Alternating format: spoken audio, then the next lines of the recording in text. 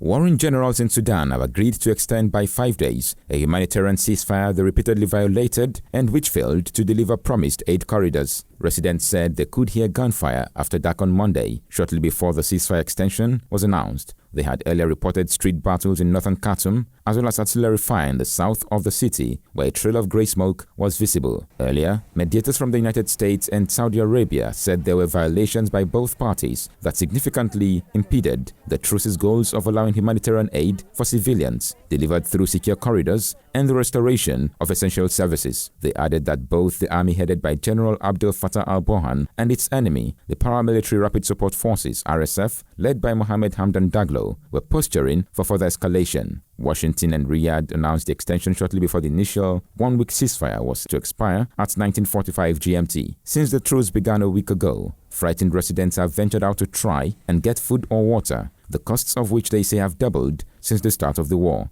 Many families have continued to shelter in place, rationing water and electricity, while trying desperately to avoid stray gunfire in the city of more than 5 million people, nearly 700,000 of whom have fled, according to the United Nations.